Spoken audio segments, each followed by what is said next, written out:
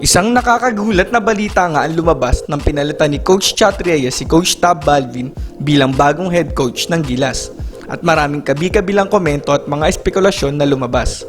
Marami ang nadismaya dahil nga naman sa success ng stint at program ni Coach Tab at hindi naman maikakaila ang kanyang brain sa international competition. At kakalabas lang mga brad ng interview kay Coach CHot Reyes ng CNN Philippines at sinagot ang mga maiinit na katanungan.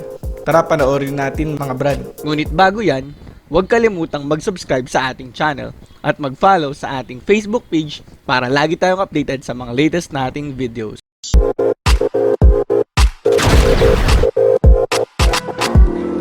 One of our top stories today, champion mentor Coach CHot Reyes back as a head coach of Gilas Pilipinas. And joining us right now to go all out on this story is none other than the man himself, Coach CHot Reyes. Hi Coach, good morning. Welcome back to the show. Thank you for taking time.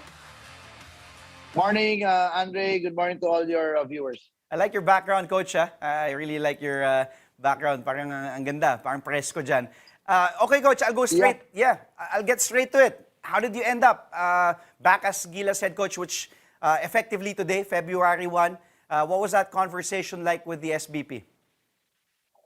Well, to be honest, up to now, I still can't really wrap my head around it kasi Yeah. it just happened. It happened so quickly. I get a call on Saturday evening for a meeting with the chairman on Sunday afternoon. And then the meeting was with Chairman MVP, SBP President Al Panlilio, and PBA Chairman Ricky Vargas. And they informed me that Tab has told them that he is stepping down as the head coach of Gilas. And they asked me if I was willing to do it, and they were offering me the job.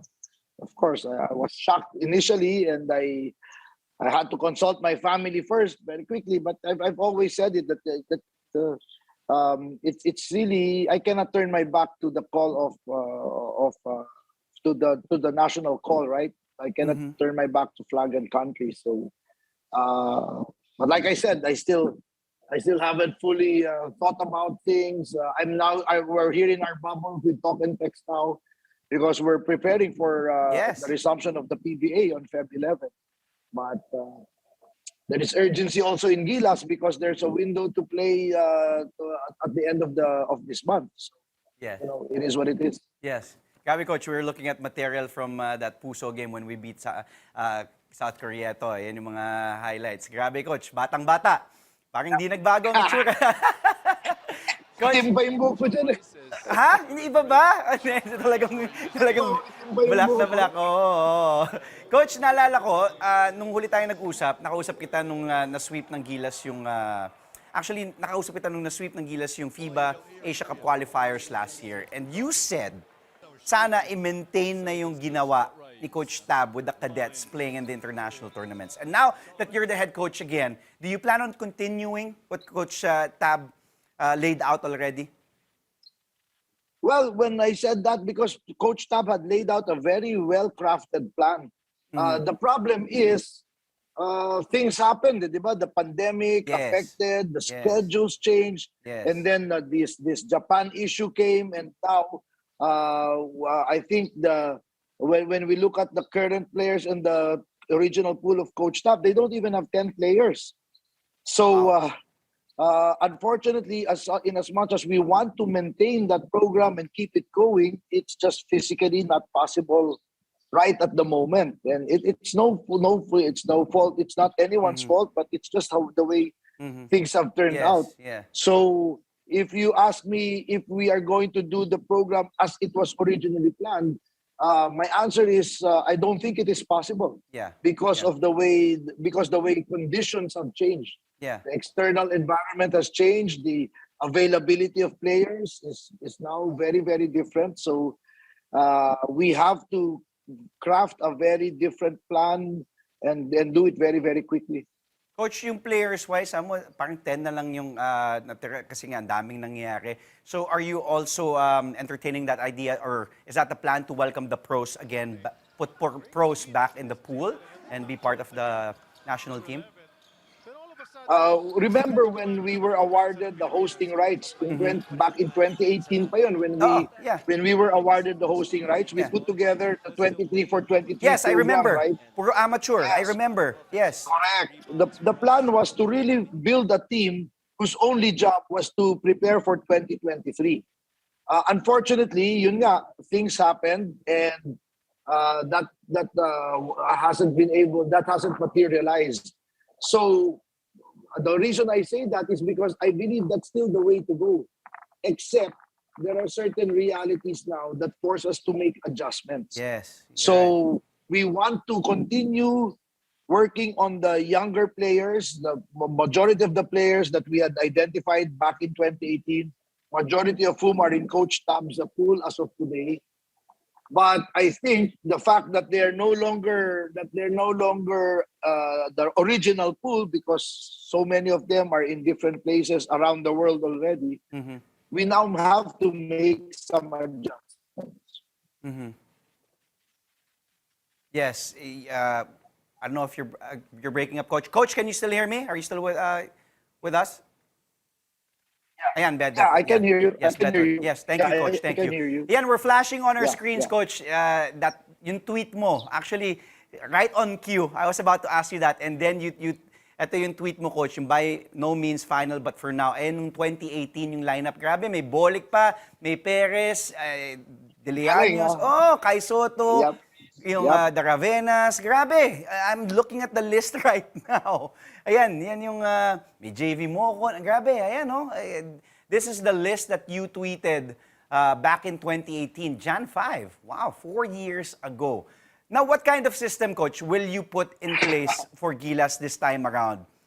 Is it the same as before? Will you be making some tweaks? Ano po yung magiging sistema mo ngayon, Coach, for a team that you'll be forming for moving forward? Well, like I said, I'm not there yet because I just have received this news. Okay. Hindi pa nga ako nakakahinga. Allow me to take my breath first. Allow me to catch my breath first. Sige, okay. And then we can figure things out. Yeah. Okay, we have to put the coaching staff together, take a look at the sure. pool, and then we can make some decisions. For sure. Saturday lang. Sabi mo nga, ang bilis ng mangyayari and you're there with TNT. Coach, before I let you go, alam kong you're a very busy man and still preparing, of course, for the resumption of the PBA with TNT. Yung message mo, Coach, dahil ang daming natuwa, ang daming na-excite. Nung nalaman na ikaw nga ulit yung magiging head coach ng Gilas Pilipinas, syempre, puso, naalala nila yan, Laban Pilipinas, puso. Go ahead, Coach, take your time to say whatever you want to the Gilas fans. Yeah, first of all, I'd like to say that I'm as surprised as anyone by the sudden turn of events. I've always believed in the program and the system that Coach Tab was developing. However, things happen, and such is life, right? When things happen, we have to be agile. We have to be able to pivot and adjust and change direction with speed and with quickness. And now we are in a real life situation. Here is the situation that is presented before us. I still don't know what's going to happen. The only thing I can promise is that we're going to give it our best. So my message to the entire nation is, we ask for your prayers, we ask for your support, because this is going to be a hell of a difficult gargantuan task. We're going to give it our best, and we're going to do our all para sa bayan. We need everyone's help and prayers. Yes, of course, Coach. The whole nation, again, will be behind of you. Maraming salamat, Coach. Good luck, stay safe there, and syempre, patuloy lang sa TNT also. Maraming salamat, Coach, for taking time again. We'll see you. Again, thank you, Andre. See you. We just spoke to the man, returning Gilas Pilipinas head coach, Mr. Puso himself, Coach CHot Reyes. Marami ang nadismaya sa pagkawala ni Coach Tab. Hindi natin alam kung ano ang kanyang dahilan, kung personal decision ba yon o inalis siya, or whatever reason. Pero, para sa atin mga brad, syempre si Coach Tab ang best coach sa Gilas. Pero kung meron mang deserving na pamalit kay Coach Tab, I believe si Coach CHot yon, for several reasons. Number 1, kabisado niya ang Philippine brand of basketball at maging ang Gilas program mula umpisa. Pangalawa, kahit papaano may napatunayan sa international competition at nanalo pa nga ng game sa world stage. Though hindi lang talaga kasing laki ng experience ni Coach Tab. At pangatlo, Coach Chot is one of the best motivator sa mga coaches. Ayun mga brad, patuloy lang ang suporta at panalangin para sa Gilas. Kayo mga brad, ano masasabi nyo sa biglang pagpalit ni Coach CHot Reyes kay Coach Tab Baldwin bilang head coach ng Gilas? Pabor ba kayo dito? At deserving ba si Coach CHot na pumalit kay Coach Tab? I-komento lang at pag-usapan natin yan. Thanks for watching and God bless. And see you on our next video. And please follow na rin our Facebook page for more basketball updates.